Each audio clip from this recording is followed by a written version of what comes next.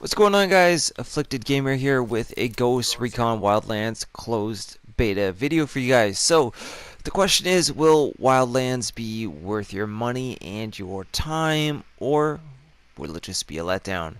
So here I'm going to show you guys a couple of missions that I did in the game, and one will be kind of during daytime, one will be nighttime. Talk about different things in this beta. And yes, I do recognize that this is a closed beta and they still could fix some things, but on the other hand, the game is going to be released in roughly almost literally 1 month. So that doesn't give them a lot of time to make any major changes to the game. So first and foremost, the game looks absolutely stunning. It's beautiful. The whole area is awesome. I mean, daytime, nighttime, the graphics look incredible. The movement takes a little bit to get used to. When you're in cover, it feels pretty real, and anyone that played The Division, most likely you're trying this out here, and there's most likely going to be quite a few comparisons because they are tactical shooters, but the difference is Ghost Recon already has a backing. The franchise has been out for a while.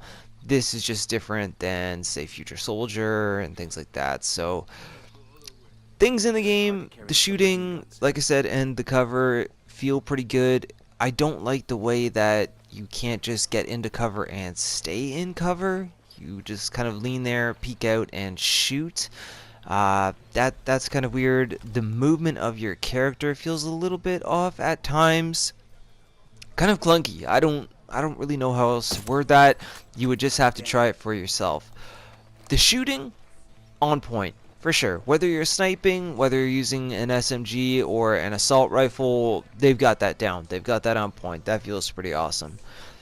Driving, which actually sadly you're not going to get to see in this, but controlling things like the helicopter or even the dirt bike, any of the SUVs, things like that, honestly it feels like GTA driving, and I hate it. I honestly can't stand the driving in this game at all.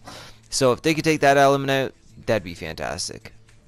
There are things like this here where you leave supplies for, the rebellion and things like that, which is kind of cool. It adds to your ranking up points and things, and those I don't mind. They're a bit repetitive because they're everywhere. And the other thing too, I'm just gonna kind of go over a lot of different things, especially as I see them throughout the gameplay in the background. Right there you saw that the target was starting to notice me. I do like that. The radar system is pretty good and pretty fair. The ability to approach any situation how you want, which is what they said in the trailer, is absolutely 100% true. You can go in there guns blazing, you can go in here tactically, be stealthy, you can approach this any which way you want. This mission here, I chose to be stealthy, more like a Splinter Cell type. I didn't want to get caught, and I noticed a few times there's the radar going off again that I was going to be spotted, and I wanted to see if I could interrogate this boss as intended without him getting away, without me having to knock him out or shoot him. There was another situation where I actually was supposed to interrogate somebody, but I knocked him out, actually by accident. But there are things like this that are fun, but they're also very repetitive. And again, I hate to do this, but I'm going to have to make another Division reference. It's kind of like when you're ranking up and you want to rank up a tech wing or something like that, you have to constantly protect supplies and things like that. It feels like you're doing the same thing over and over again, and that I don't want. There is a main storyline, which is alright, it's pretty cool. The intro where you're in the chopper with the cutscene and you kind of learn a little bit about where these four guys came from to form up. They don't say much, but some of the things that they do say are kind of funny and are pretty cool. The character customization is off the charts. I'm going to do a separate video on that because you could literally spend hours and hours customizing your character if you really wanted to. Now I know I've got the typical hat and shirt on, but I honestly like them the best. The tattoos and things like that are way above average. The detail is fantastic, so they've got a lot going for them there. But you need more than just character customization. Having a cool looking person to run around as, to have a game hold up, and to have replayability or longevity, things like that. You know, the game does have a lot to offer. And when in, like I was talking about the missions just briefly there how there is a main storyline, things like this you don't have to do right away, obviously, but as you progress through the map, which is enormous, by the way, I have to say, hats off to Ubisoft for the beta, because if this is only a fraction of the game, there is a lot in this closed beta. So hopefully there will be an open beta for people that do want to try this. I was just lucky enough to get a code and an offer to play on the day of launch. So I feel, fortunate that I got the chance to try this, and because I was really on the fence about Ghost Recon and whether I would actually spend the money and pick this up or not. And I know a lot of people, because of the Division, say, well, it's going to be another failure. Well, it's not the same Ubisoft. I mean, Ubisoft is everywhere. They make all kinds of games. Ubisoft Paris, Ubisoft Montreal, so it doesn't necessarily mean that it's going to fail. It just could mean that they need to fix a few things, which I think they do need to fix a few things. So, but as you can see right there, I accomplished my little side objective, and now if I wanted to, I could pull up the map and continue on with the main story or do other side missions. Now I'm switching to a nighttime mission, actually, because I wanted to show you what the game looks like at night, because again, just briefly going back to the graphics, they're off the charts. When you're getting soaked and wet from the rain, and the terrain that you have to climb on it just looks insane. They did a fantastic job, especially if you're playing this on PC. I've heard that it looks just absolutely beyond words. So, but again, you do need more than that. You absolutely do need more than that. And here again is another mission where I could have went in to take these turrets down and the guys guarding them. I could have went in and shot straight up, or like I'm again approaching it kind of stealth-like, because you can get knocked down, but your teammates can revive you, just like in other games. Like I'm going to use the Division as my backup reference because there's a lot of similarities to it. And it's actually really cool the way that they do, because I do make a mistake and I just go rushing right into an area. I kind of wanted to see what would just happen and how much health does the character you're playing actually have. And you will get to see that. And I do like that your teammates pull you into cover to heal you. Little things like that add up, and they add to the game, and they add to the enjoyability of playing the game. So you're gonna get to see that in a moment here. But overall, I think Ghost Recon is pretty cool. I think it's a good game. The map is absolutely gigantic, I can only imagine. I just hope that they can make it where we're gonna have a nice, fulfilling understanding of the story, the purpose, why we're here, why we're a squad, and a satisfactory ending. Not just, well, okay, your next objective is to go here, but on your path you're going to find this, so go ahead and take it down, or take it not down, and have it be the same thing over and over and over again, no matter which part of the map you're on. And because the map is so big, the one thing I am disappointed about is I went exploring. I figured that because the map was so big, if I went wandering around in the wildlands, that I would find something hidden, a trophy, a weapon, anything, literally anything. I was hoping I would find something, but so far I have found nothing, and that's kind of a shame.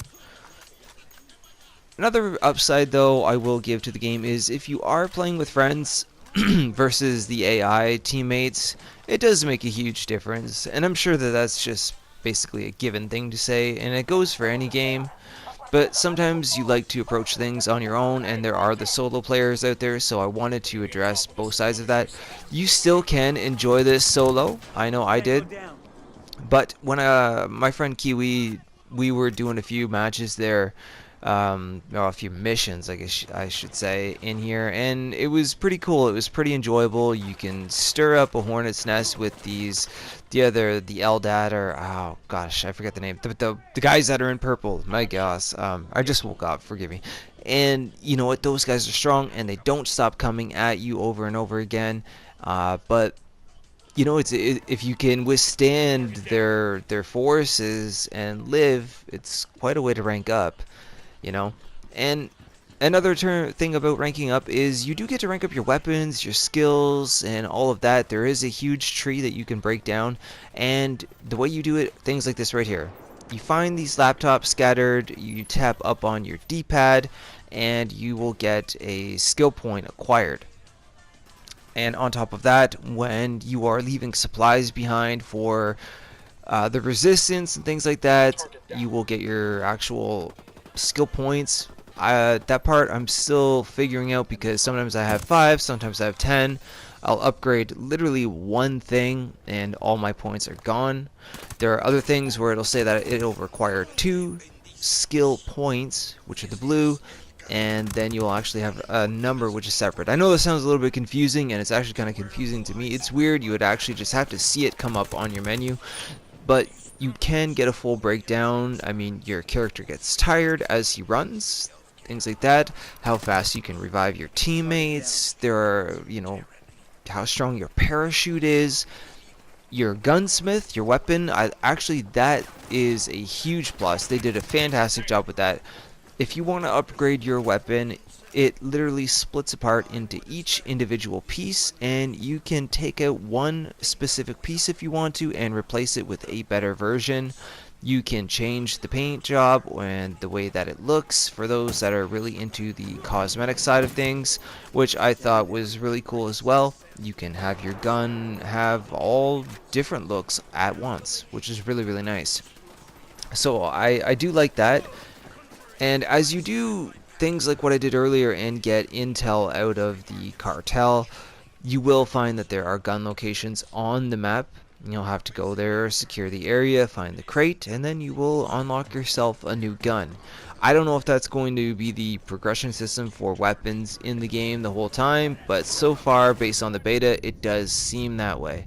You know, the first sniper rifle you get is right after the first mission you do, which is kind of a mini mission. So, you know, we'll see.